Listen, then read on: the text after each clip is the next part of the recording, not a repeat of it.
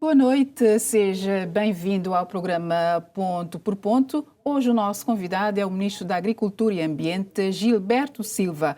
O ponto da situação do surto da peste suína africana na Ilha da Boa Vista, a área da agricultura, pecuária, ambiente e os programas e projetos ligados à água, saneamento e à ação climática irão preencher a conversa de hoje. Começamos por agradecer ao Sr. Ministro pela disponibilidade. Sabemos que tem uma agenda bem apertada. Boa noite, o prazer é todo meu. Cumprimento também os telespectadores lá em casa. Portanto, Sr. Ministro, em relação à peste, ao surto da peste suína africana que dizimou dezenas de porcos na Ilha da Boa Vista, qual é o ponto da situação neste momento?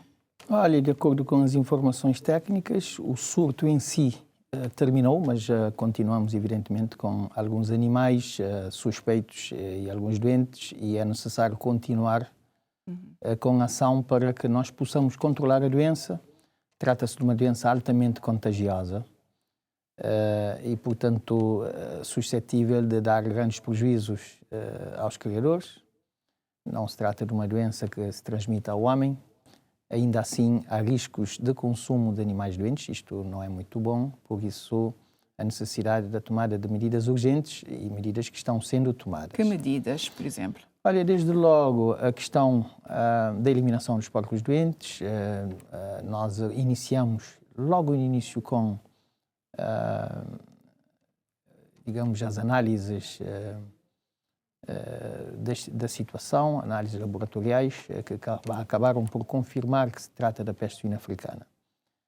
E a partir daí, então, medidas de sensibilização, informação dos criadores e sobretudo no que tange aos cuidados, a forma como eliminar os animais doentes, mas há a necessidade de se continuar com medidas mais estruturantes. As medidas mais estruturantes são, basicamente, a deslocalização daquela pocilga, que não tem condições higiênicas e sanitárias para a criação de porcos. E já há um lugar previsto para a deslocalização no local? Cabe à Câmara Municipal definir, de acordo com a informação que eu recebi, há já o local definido. Nós temos estado a trabalhar com a Câmara Municipal desde há algum tempo num sentido de se definir e implementar, portanto, esta medida, que é a criação de uma pocilga municipal para atender às necessidades dos criadores. E, para além disto, há medidas também atinentes, portanto, ao reforço da própria segurança, e isto tem que ver também com o abate de animais suspeitos. Nós vamos também reforçar as medidas profiláticas no povoamento da nova pocilga que irá ser construída, e para tudo isto o Governo acabou de aprovar um programa de emergência no valor de 45 mil contos, que irão ser utilizados para, enfim, a implementação destas medidas. Contamos, evidentemente, também com a ação da própria Câmara Municipal. Na construção, o Governo está disponível para cofinanciar a construção da pocilga. Tem havido um bom clima, uma boa sinergia entre o Governo e a Câmara Municipal da Boa Vista no combate a este surto? Diria que é necessário a complementaridade das ações e um certo sentido de responsabilidade por parte de todos, não só da Câmara Municipal, do Governo, mas também dos criadores. E este clima é fundamental para que nós possamos ter êxito na eliminação, diria, no controle da doença na Boa Vista. Nós entendemos que se trata, portanto, a criação de porcos é uma atividade económica relevante para os criadores, é uma fonte de rendimento, mas também que contribui para a própria segurança alimentar das pessoas e, portanto, deverá ser continuada, aproveitando, como é óbvio, os recursos existentes na ilha. Mas é preciso fazer isto de acordo com as melhores práticas. E o Governo, para além desta medida de emergência, tem um programa que é, de facto, de modernização da pecuária familiar. Programa este que visa justamente ajudar os criadores, aqueles que são da classe B, portanto, aquelas explorações familiares, de menor porte, não aquelas industriais, de modo a se modernizarem. Significa o quê? Adotarem as melhores práticas de produção, criarem as condições higiosanitárias para reduzir o risco de doenças e, sobretudo, assegurar, não é, uma boa qualidade sanitária dos animais e dos produtos animais para o consumo humano. Portanto, grosso modo, como é que se vai utilizar os 45 mil contos que o senhor nos disse que já está disponível para resolver esse problema? Basicamente para cofinanciar a Pocilga municipal, para continuar a desenvolver as atividades ligadas a laboratórios, compensar os criadores pelo abate de animais que estarão suspeitos. É fundamental abater os animais suspeitos para que nós possamos, portanto, reduzir os riscos. E ainda continua-se a abater? Vai ter que se abater à medida que se vai continuar a fazer as análises laboratoriais e depois o povoamento da nova Pocilga. Portanto, os animais suspeitos não podem ir para a Pocilga. Portanto, os animais têm que ser analisados e nós contamos também cofinanciar, digamos, a atividade dos próprios criadores para poderem comprar leitões e reprodutores de modo a poderem, portanto, continuar a levar a cabo a sua atividade, mas em condições livres da peste suína africana. E já há uma data para se ter a nova Pocilga? Olha, é uma matéria que está sendo tratada entre a equipa, portanto, a autoridade veterinária, neste caso a Direção-Geral da Agricultura, Silvicultura e Pecuária e a Câmara Municipal, numa ação que também inclui o Instituto Nacional de Saúde Pública. Como sabe, nós hoje temos aquela abordagem Uma Só Saúde, em que a saúde pública inclui a saúde ambiental, a saúde veterinária e a saúde humana, e juntos estão, portanto, a tratar desta questão no sentido de, resolvermos não só esta questão, mas também devolver à Boa Vista uma boa imagem em matéria de criação de porcos. Acionou-se também a Inspeção Geral das Atividades Económicas para supervisionar a carne que anda a circular, não só na Boa Vista, mas também noutras ilhas, a carne de porco? Olha, é assim, para além da Inspeção Geral da Atividade Económica, que tem responsabilidades muito concretas, nós temos que fazer também a inspeção sanitária, a inspeção veterinária em si, no consumo da carne. Na Boa Vista, a delegação do Ministério tem um médico veterinário e alguns inspetores. Eles hão de tratar, portanto, de fazer toda a inspeção destas atividades e nós vamos ter que reforçar esta atividade na Boa Vista, considerando, portanto, o risco e o facto de que surgiu, portanto, o surto. É necessário também controlar o trânsito entre as ilhas em matéria, portanto, de comercialização de animais vivos. Veja, é necessário e é fundamental reduzir os riscos a nível das outras ilhas e nós sabemos que há... E não se deu conta de nenhum caso noutra ilha? Não. De peste suína africana, ela existe em várias ilhas, surgiu em várias ilhas, em Cabo Verde, mas é evidente que a situação é controlada. E desde que as condições sanitárias, ou vou dizer assim de forma muito mais clara, a criação de porcos não cumprir com as melhores condições de higiene, corremos maior risco de surgimento, portanto, de surtos. Portanto, o animal doente acaba transmitindo a doença rapidamente para os demais. E mas aí no que se refere, desculpe a interrupção, Sr. Ministro, no que se refere ao último surto, houve casos noutras ilhas? Não. Não foi nenhum caso que, de acordo com a informação técnica recebida, não foi nenhum caso importado de nenhuma outra ilha. A Boa Vista já tinha a peste suína africana, como eu disse, a situação estava controlada. E agora surgiu o surto com base, evidentemente, na situação. Veja, nós vimos, podemos constatar in loco, mas podemos também ver na televisão, animais na lixeira nas lixeiras, as pocilgas construídas sem nenhumas condições, e é evidente que tudo isto propicia o surgimento não só da peste suína africana, mas de outras doenças, algumas que possam ser até zoonoses e que podem ser transmitidas ao homem. Portanto, aqui a questão não é só proteger a produção, proteger a exploração, as unidades de exploração pecuária, mas é fundamental também proteger a saúde humana. Daí que nós temos que cumprir com as normas sanitárias e nós sabemos que não é fácil para muitos criadores, mas e é por isso então que o Ministério criou um projeto que visa justamente enfim, ajudar as explorações, portanto os criadores a modernizarem a sua exploração. Isto para quando?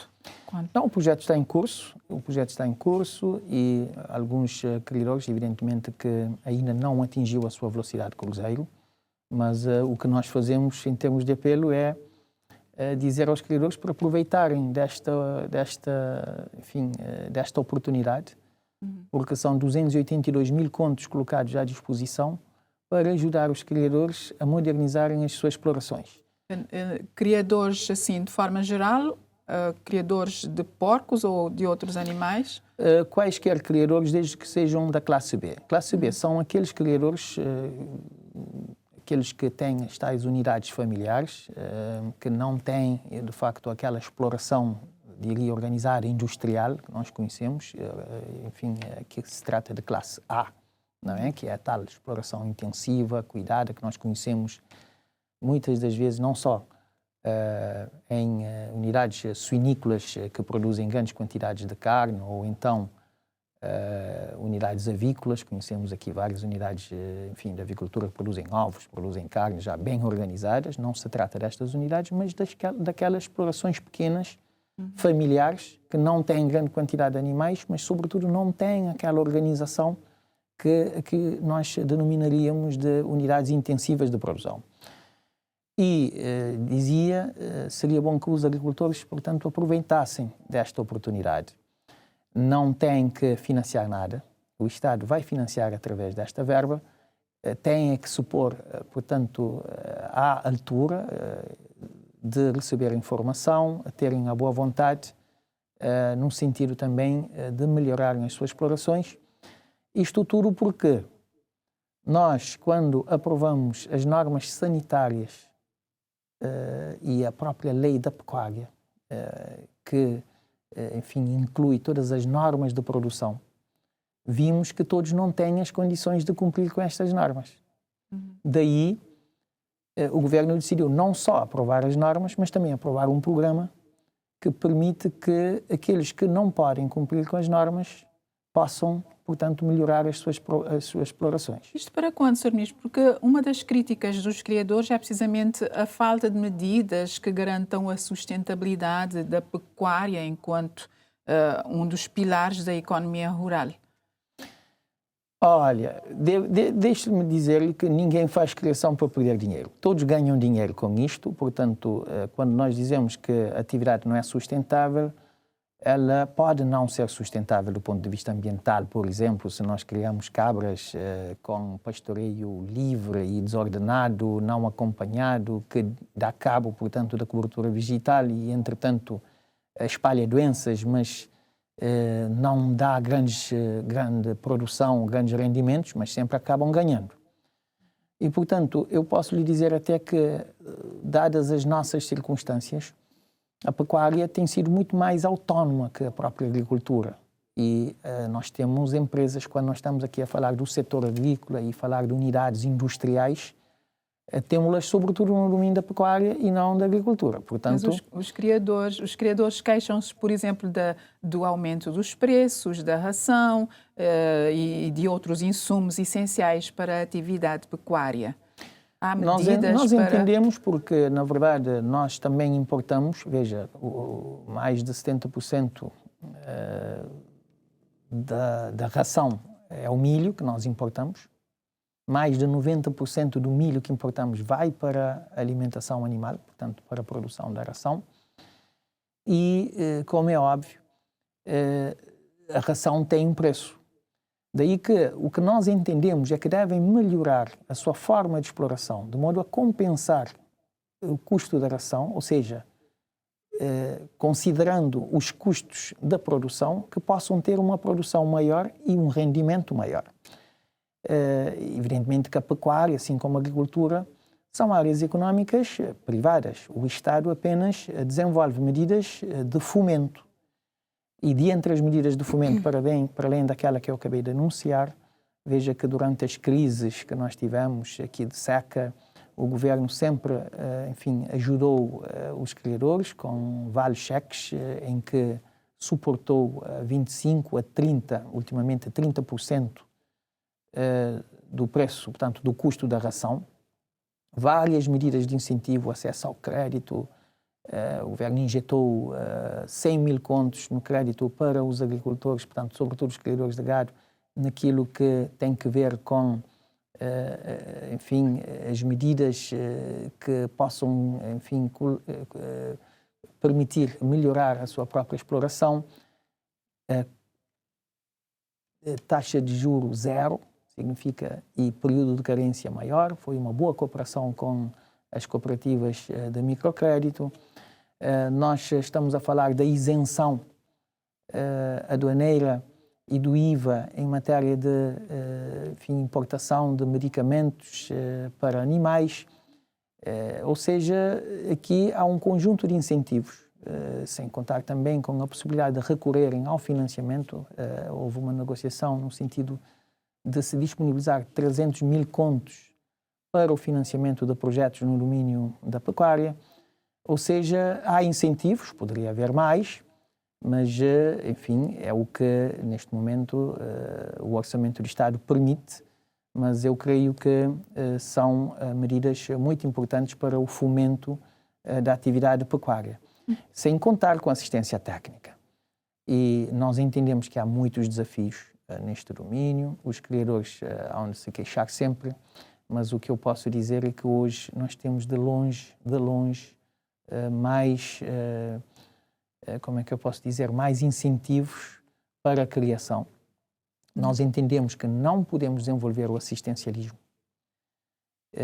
Conhecemos projetos em que as pessoas receberam porcos, pocilgas, até ração para a criação de animais, mas depois não deu certo. Porquê? Porque é necessário valorizar também, não é, todo o apoio que o Estado se permite, portanto, desenvolver dentro daquilo que é o setor, o subsetor da pecuária. Uhum. No que tange à agricultura também, critica-se uma certa estagnação. Há quem fale mesmo em regressão do setor da agricultura em Cabo Verde. Como é que o Sr. Ministro reage? Bom, nunca vai se querer, nunca falaria aqui de regressão. Nós somos um país em que vamos para a frente em todos os setores. Os cabo-verdianos nunca estiveram tão bem comparado com, digamos, enfim, os anos anteriores ou décadas anteriores. Nós somos um país reconhecido de avanços progressivos em todos os setores da atividade humana. Agora, olhando para a agricultura, veja, nós estamos, de facto, a fazer toda uma transformação da agricultura. Quando eu digo nós, não é só o governo, mas também os agricultores. Nós sofremos vários anos de seca a fio. Significa seca severa e contínua. E houve claramente, portanto, a redução, não é, da disponibilidade da água para a agricultura, e isto afeta a agricultura. Nós temos agricultura hoje, podemos desenvolver a agricultura sem terra, mas sem água não é possível. E, evidentemente, com as secas, a agricultura sofreu bastante, mas há vários avanços. Eu posso perfeitamente aqui citar alguns, mas de uma forma até mais global. Eu admito que os agricultores também concordam que hoje somos um país muito mais resiliente. Estamos melhor preparados para enfrentar a seca. Desde logo do ponto de vista institucional, veja, nós desenvolvemos vários programas de emergência. Herdamos, por exemplo, a situação das erupções vulcânicas, em que tivemos que intervir no fogo, com a perfuração, com a disponibilização das terras aos agricultores, com, enfim, o apoio à criação, à construção de uma nova adega de vinhos, e etc. Tudo isto esta foi a primeira emergência que tivemos. De forma geral, Sr. Ministro, em que aspectos a agricultura tem estado a avançar em Cabo Verde? Sim, eu estava justamente a desenvolver isto. Nós desenvolvemos a nossa capacidade de intervir em situações emergenciais. E tivemos várias emergências. Herdamos em 2016 ainda a situação de 2014, porque nada se fez enchendo as caldeiras. Em 2016 nós tivemos, por exemplo, a grande inundação em Santo Antão, e tivemos que intervir no setor agrário com cerca de 321 mil contos completamente utilizados na reparação de diques, levadas, terrenos agrícolas, tudo isto, portanto, avançado. Intervimos nos vários anos de seca com apoio tanto ao setor agrícola como ao setor pecuário e também na criação de rendimentos para os próprios agricultores. Portanto, tudo isto significa melhor capacidade de intervenção nas situações de emergência. Houve um aumento significativo da taxa de penetração da rega gota a gota, porque tínhamos de 27% em 2016. Veja que é uma tecnologia que foi introduzida no início dos anos 90. E dos últimos dados que recebemos, e eu estou ali a falar de dados de setembro, estávamos em 56% da taxa de penetração de irrigação gota a gota, graças a um outro incentivo que o Estado dá, que é o cofinanciamento de 50% da instalação da irrigação gota a gota. Então, veja, nisto é claramente um avanço. Porquê? Porque a irrigação gota a gota permite economizar até 50% da água para a irrigação e, portanto, isto significa simplesmente que com menos água podemos continuar, portanto, a assegurar a atividade agrícola. Podemos aqui citar outra coisa, que é a introdução da dessalinização. É evidente que é um programa que ainda está no seu início. Nós temos uma primeira unidade a ser concluída, mas é uma matéria que está em curso e que vai permitir que nós possamos produzir nas zonas, enfim, sem água disponível, mesmo na situação de não termos chuva, não é?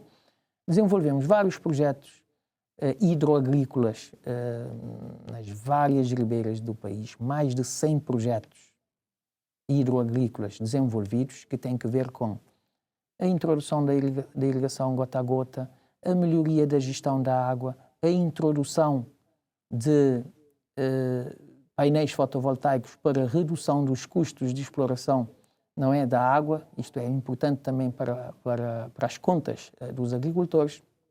Cerca de 100 unidades fotovoltaicas foram introduzidas durante este nosso mandato só para a questão da agricultura, porque se nós contarmos, portanto, com outras centrais fotovoltaicas no domínio da água, estaríamos a acrescentar cerca de 60, de maior porte até. Vocês falam, por exemplo, na falta de uma estratégia de gestão hídrica, de estagnação na mobilização de água para a agricultura. Não é verdade. Nós, veja, só em licenças, estamos a falar de mais de uma centena de novas licenças de exploração de furos.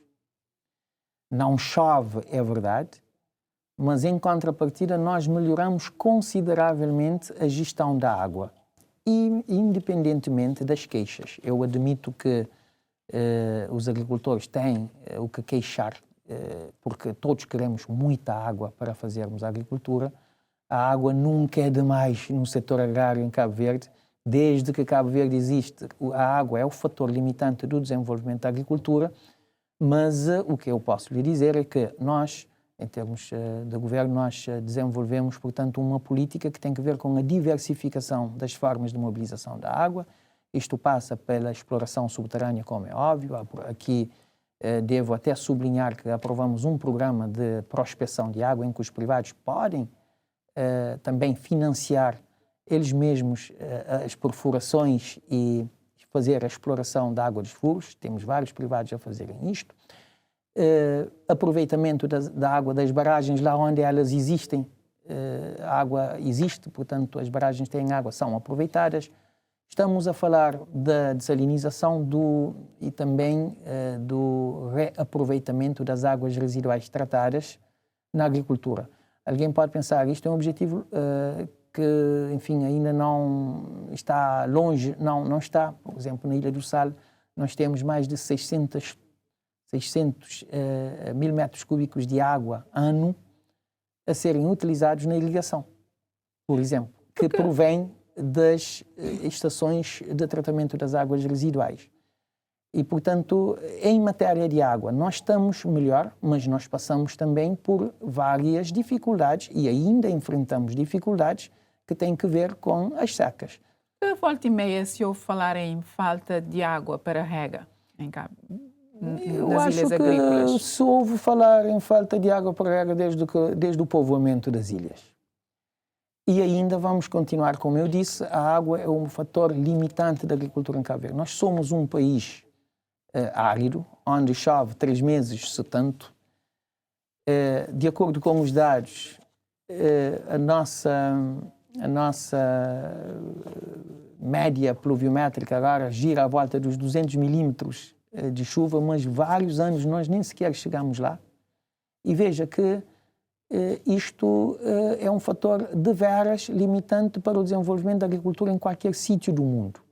E, portanto, os agricultores queixam-se, qualquer um de nós podemos nos queixar da falta de água para a agricultura, porque aquilo que nós queremos fazer, ou o potencial que nós teríamos para desenvolver a agricultura em termos de terra, não conseguimos desenvolver porque a água é um fator mais limitante. Eu dou-lhe um exemplo da zona sul do Fogo, não é? Que inclui a zona de Genebra, Patinha, etc. Nós, quando entramos em 2016, a maior queixa naquela zona era a água, porque os investimentos feitos não estavam a resultar, havia bastante avarias e, portanto, terrenos agrícolas que não estavam a ser aproveitadas.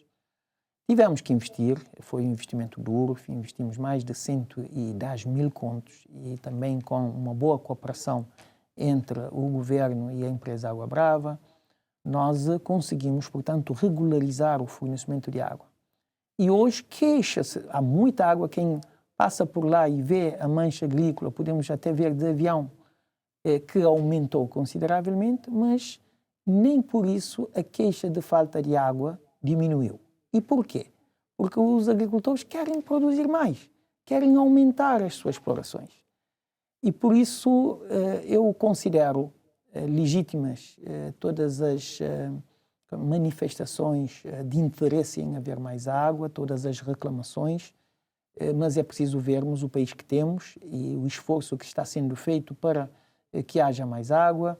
Eu até posso dizer que, não obstante as secas, nós conseguimos criar novos perímetros agrícolas nas várias ilhas, dentro de uma política também de inclusão produtiva, em que podemos sumarizar que mais de 70 hectares de novas terras de novas parcelas agrícolas foram criadas. Aqui em Santiago, em São Nicolau, em Santo Antão, no Fogo. A ver, portanto, terrenos agrícolas que antes eram terrenos de sequeiro, que hoje passaram a ser terrenos irrigados com, a perfuração, a disponibilização da água, a introdução, portanto, de painéis solares para reduzir os custos de distribuição da água, a instalação de gota a gota, assistência técnica. E este é um dos ganhos concretos que nós podemos, portanto, dizer obtivemos no domínio da agricultura, sem contar com os demais projetos hidroagrícolas, que eu disse, hidropastoris desenvolvidos, digamos, o reforço da resiliência que tivemos. Desenvolvemos também projetos no domínio da florestação, em que não só desenvolvemos dispositivos de redução da erosão, mas substituição de espécies florestais e novas plantações, de modo evidentemente, conservarmos o solo e água nas várias ilhas e há, portanto, a continuidade destas medidas. Portanto, Sr. Ministro, a agricultura, a pecuária e a segurança alimentar andam de mãos dadas. Sabemos que há ilhas mais afetadas pela insegurança alimentar. Que projetos estão em curso no sentido de enfrentar ou minimizar o problema da insegurança alimentar em Cabo Verde? Sim, olha, a insegurança alimentar em Cabo Verde também é uma matéria que nos é muito cara, não é? O país teve no passado várias fomes e mortandades. Isto devido justamente às dificuldades estruturais em matéria de produção de alimentos. Hoje, evidentemente, que são coisas que nunca mais acontecerão, mas continuamos, portanto, ainda a debelar, não é, a temática da insegurança alimentar. Uhum. As ilhas mais afetadas, obviamente, são as ilhas onde, enfim, temos ilhas, eu diria até municípios. Onde nós temos normalmente maior déficit de chuvas. Estou a falar de acordo com os dados do Porto Novo, por exemplo, e muitas das vezes aqui a zona sul da ilha de Santiago, onde chove menos. Mas as medidas que o governo vem tomando são várias. Mas, antes de tudo, gostaria de dizer que é uma matéria transversal. Nós, quando estamos a falar da segurança alimentar, falamos do acesso físico aos alimentos, mas também falamos do acesso financeiro aos alimentos. O que é que eu quero dizer? É que alimentos há na loja, mas se as pessoas não têm dinheiro para comprar, não compram, não podem aceder e, por isso, e às vezes podemos ter dinheiro e não temos o que comprar. Isto já não está a acontecer em Cabo Verde, mas as vulnerabilidades têm que ver com os rendimentos. Daí que várias medidas no domínio social vêm sendo desenvolvidas, a criação também de empregos, o rendimento social de inclusão e assistência nos momentos de crise, até assistência alimentar, a criação de empregos. Veja que nos anos de seca o governo promoveu a criação de empregos no meio rural, empregos públicos, para que as famílias possam ter acesso a rendimentos e possam compensar, diria, a perda de rendimentos através da atividade agrícola. Há sinergias com as câmaras municipais, lá onde há esse problema? Com certeza. Eu posso lhe dizer que também este governo promoveu muita sinergia com os municípios, sobretudo no domínio da criação de empregos públicos. Porquê? Porque nós optamos por desenvolver atividades que têm que ver com trabalhos que contribuem para a melhoria das condições nas localidades. Estou a falar aqui das acessibilidades, nós, milhares, mas estou a dizer de milhares de locais nos municípios foram intervencionados com acessibilidades, desde logo estradas, pequenas estradas, acessibilidades, caminhos, muros de contenção, dispositivos claramente anti-erosivos construídos, que ajudaram não só a criar empregos, mas também a melhorar as condições de vida desses locais em concreto. E por isso, e ao seu sumarizar, digamos, os anos de seca que nós tivemos nos últimos,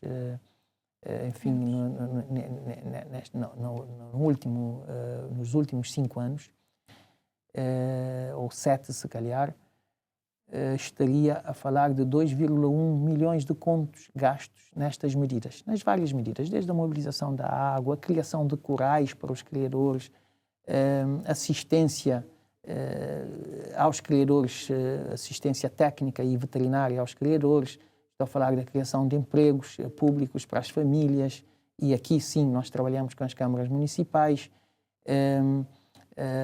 a bonificação da ração animal e, portanto, são intervenções que contribuíram para ajudar. E depois, veja, no que tange aos alimentos básicos, o governo também introduziu tendo em conta a crise na Ucrânia e as secas, introduziu, porque na altura que houve a subida de preços, muitos alimentos básicos tornaram-se, em termos de preços, bastante proibitivos. O governo teve que desenvolver, portanto, uma ação de compensação às empresas importadoras, por exemplo, de cereais, no sentido de não deixar, por exemplo, o milho ou o trigo subir de preço, de modo a que nós, enfim, as famílias pudessem ter maiores privações.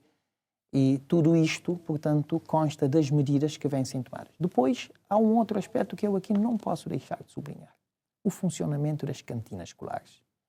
Houve reforço das cantinas escolares a nível do país, e quando eu digo reforço, estou a referir-me, portanto, ao reforço da dieta e, enfim, da refeição quente nas escolas, porque nós entendemos que o número de alunos das escolas básicas representa cerca de 20% da população cabo-verdiana e, portanto, ajudando também com as refeições quentes e o reforço da dieta, estaríamos também a ajudar as famílias. Ministro, projetos e programas de apoio ao setor da água e saneamento também estão sob a alçada do Ministério da Agricultura e Ambiente. Sei que há montantes significativos envolvidos nesses projetos e programas. Que ganhos tem havido nesta parte, setor da água e saneamento? Olha, se resumir, eu posso dizer que os cabo-verdianos hoje têm mais água, há mais cabo-verdianos ligados à rede de água, há um maior consumo per capita. Nós partimos em 2016 de uma média de 47 litros de água por pessoa por dia, e hoje, em alguns municípios, atingimos 90 ou até valores mais de 90 e noutros não, mas em média, estamos em valores superiores a 80%. Ainda não disponho dos últimos dados, mas eu posso lhe dizer que vamos bem nesta matéria, não obstante várias reclamações que surgem devido às avarias, devido, digamos, à necessidade e às exigências, que eu acho muito bem da parte dos cidadãos, mas os cabo-verdianos, portanto, em termos de rede, também houve um aumento considerável do acesso à rede. Estou aqui a falar, e os dados que eu estou a apresentar são dados de 2022, porque baseiam-se no RASAS. O RASAS é o relatório anual dos serviços de água e saneamento, que estão atrasados, mas nós vamos regularizar e sempre publicar num ano ou ano anterior, já vamos regularizar isto. E estava a dizer que, de acordo com estes dados, nós também vamos poder atingir, ou estar muito próximo de atingir a meta 88%, com os projetos que nós já executamos e temos em curso, vamos ter 88% das pessoas ligadas à rede de água. Alguns municípios ainda suscitam preocupações em termos de acesso à água, alguns do interior de Santiago e não só. Sim, os municípios com zonas montanhosas têm maiores dificuldades no acesso à rede de água, porque é necessário muita energia para levar. Mas vamos lá ver, Santo Antão, conseguimos chegar ao Planalto, à zona do Planalto Leste, por exemplo, Esponjeiros e toda aquela zona de lagoa com canalização de água, veja a altitude que tem. No Fogo, aqui na Ilha de Santiago, a zona de montanha, picos acima, que são zonas, portanto, com altitude considerável, conseguiu-se chegar. E é um esforço enorme do governo. Se nós considerarmos os custos, não só de investimento, mas também os custos operacionais, para fazer chegar a água àqueles municípios, não estaríamos, não há nenhum ganho nisto. Aliás, no setor da água não há lucro. E se considerarmos os custos, os investimentos não iam ser feitos. Mas nós temos que entender que o acesso à água é um direito humano. E há financiamentos para isso, nomeadamente da cooperação luxemburguesa, que é um parceiro neste domínio. Sim, a cooperação luxemburguesa... Que montantes são envolvidos atualmente nestes projetos de acesso à água e saneamento? Olha, valores bastante elevados. Se eu sumarizar dos investimentos feitos até agora, sem contar com os que estão em curso, estou a falar de pouco mais que 5,1 milhões de contos que nós já investimos. Mas se considerarmos aqueles que irão ser investidos muito proximamente, veja, só as medidas emergenciais que o governo está a financiar para Ilha do Sal, São Vicente e Santiago, e quando eu digo Santiago, estou a referir-me concretamente às dessalinizadoras e às redes, estou a referir-me a cerca de 1,1 milhão de contos que nós, enfim, vamos investir para reduzir, por exemplo, os riscos de avarias, porque nós sabemos que, por mais que as coisas estejam bem, num dia há avaria, tudo fica mal, não é?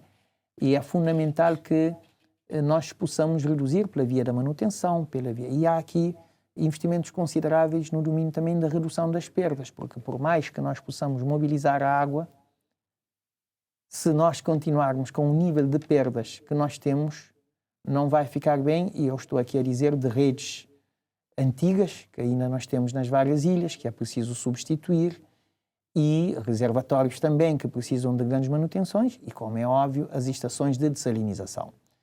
Ainda assim, houve investimentos muito consideráveis. Veja, o Sal continua a ser uma ilha de forte demanda, e o governo investiu lá numa estação desalinizadora de 10 mil metros cúbicos dia. Esta desalinizadora é suficiente para a demanda atual, mas se houver, portanto, avarias, podemos sofrer, então é necessário reduzir os riscos de avaria e melhorar as redes, de modo a que nós possamos tirar melhor proveito da infraestrutura existente lá na ilha, fazer necessariamente o planeamento, porque o turismo vai aumentar e é necessário fazer novos investimentos, e o governo, portanto, está a planificar novos investimentos na dessalinização e distribuição de água, de modo a que nós não venhamos a limitar, digamos, a atividade turística, o que não ficaria muito bem para o nosso país. A questão das dívidas também entre as empresas ligadas à água e saneamento e as empresas que fornecem combustíveis, outras relacionadas com as energias renováveis, também muitas vezes emperra o processo. Eu já lá vou. Eu só estava a dizer que, portanto, investimentos são necessários. São 3 níveis. Portanto, há investimentos que são feitos de forma emergencial para atender, digamos, às avarias ou às situações que, enfim, surgem, como a seca, por exemplo. Veja, a seca obrigou-nos a investir no transporte de água a partir de Ribeirão Chiqueiro, portanto, para São Domingos. De São Domingos, estou a dizer São Domingos Rui Vaz, para São Lourenço dos Órgãos. Obrigou-nos a instalar de novo. Portanto, instalar de novo não, mas instalar uma desalinizadora em Ribeira da Barca para enviar água para Santa Catarina e a partir dali para São Salvador do Mundo. Estamos a falar aqui, portanto, de investimentos, só estes investimentos a que eu me referi agora, custaram 563 mil contos ao Estado, não é? E, evidentemente, que as empresas, e tendo em conta o aumento das tarifas de combustível a nível mundial,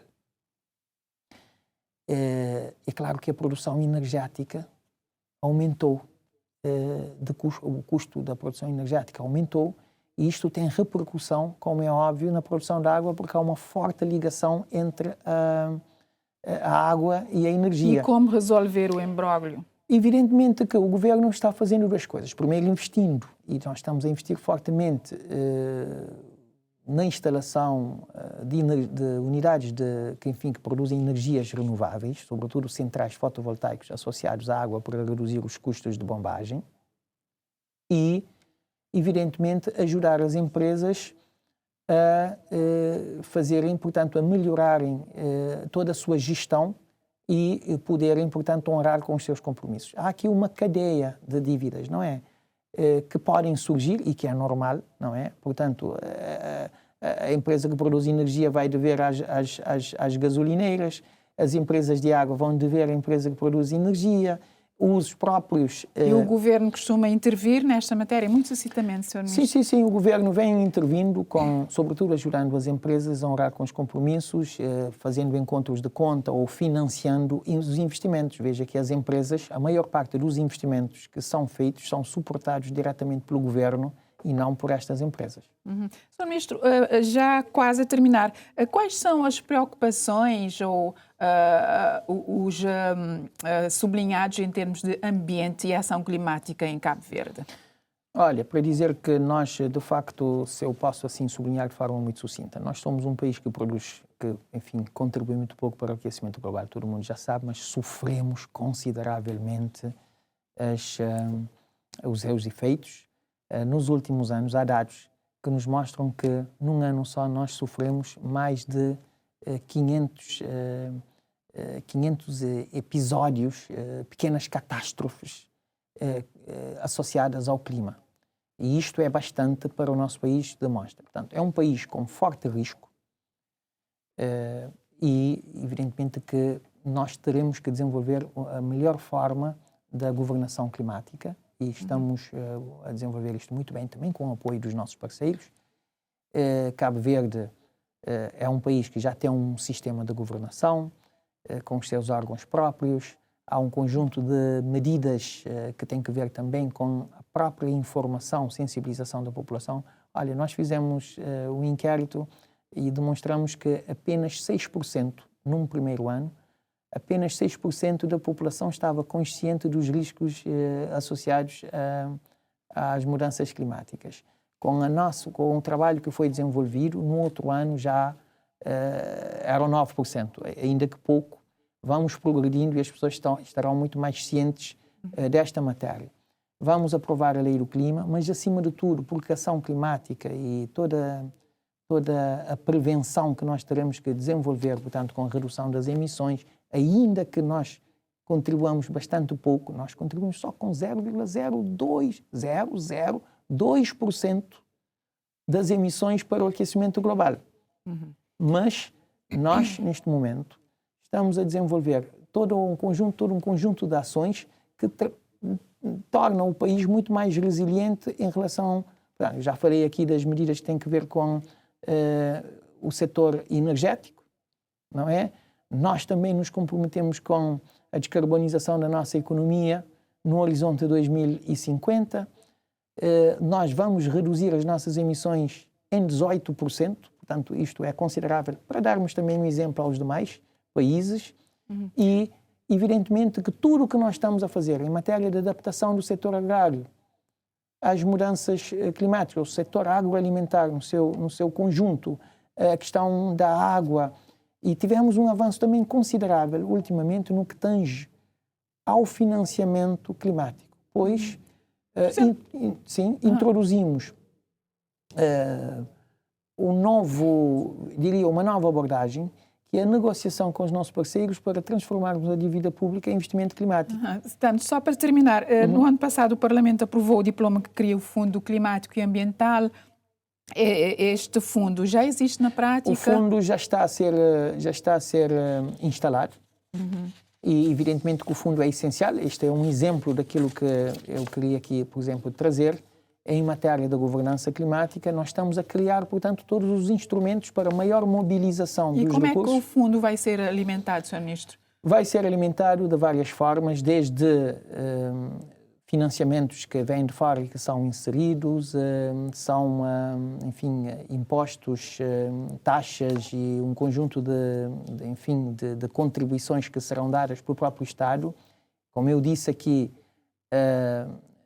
o financiamento climático vem de fora através da conversão da dívida pública em financiamento climático e também a alavancagem de recursos junto da própria banca. Quando é que o fundo estará operacional, senhor? Nós entendemos que nos próximos 6 meses o fundo estará operacional. Sr. Ministro, infelizmente o nosso tempo esgotou, só nos resta agradecer a sua presença aqui no programa Ponto por Ponto. Eu agradeço também pela oportunidade e espero ter contribuído para a melhor informação dos nossos cidadãos nestas matérias. Muito obrigada e boa noite para si. Boa noite também ao estimado telespectador. Foi assim a conversa com o Ministro da Agricultura e Ambiente, Gilberto Silva. Esperamos que tenha apreciado a conversa. Fique bem. Boa noite.